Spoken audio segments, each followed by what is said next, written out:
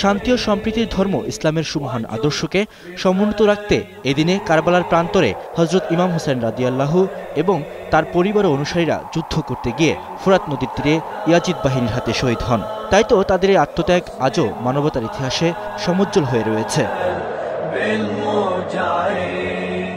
এদিন ধর্মীয় কোনো ধরনের কুসংস্কারে না যেয়ে কোরআন তেলাওয়াত, রোজা ও নফল ইবাদত করা উচিত বলে জানান জাতীয় মসজিদের ইমাম। বিশ্বনবী বলেন যে এই দিনে কেউ যদি রোজা রাখে তাহলে আল্লাহ তাআলা তার পূর্বের 1 বছরের গুনাহ খাতা মাফ করে দিবেন। এই দিনকে কেন্দ্র করে আমরা যে বর্তমান সমাজে যে প্রচলিত কিছু বিষয়, যে মাতম করা, তারপর মিছিল করা, তাজিয়া, বিভিন্ন রকমের এই যে আপনার বুক থাপড়ানো, বিভিন্ন যে কুসংস্কারগুলি আছে এগুলি আমাদের বর্জন করতে হবে। আশুরার দিনে সুন্নি মুসলমানরা বিভিন্ন নফল ইবাদত করেন, তবে শিয়া সম্প্রদায় ক্রন্দন ও মাতমের মাধ্যমে ইমাম হোসেন রাদিয়াল্লাহু এর শাহাদাতকে স্মরণ করে।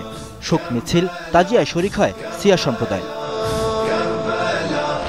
এই উপলক্ষে রাজধানী ঢাকা সহ দেশব্যাপী বিভিন্ন ধর্মীয় সংগঠন নানা কর্মসূচি গ্রহণ করেছে। পুরান ঢাকার হোসেনি দালান থেকে প্রতি বছরের মতো এবারও আশুরা উপলক্ষে বের হবে তাজিয়া, চলছে প্রস্তুতি।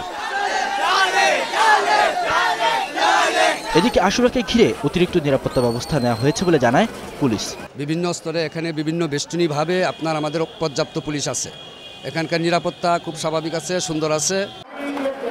রিয়াদ সুমন, একুশে টেলিভিশন, ঢাকা।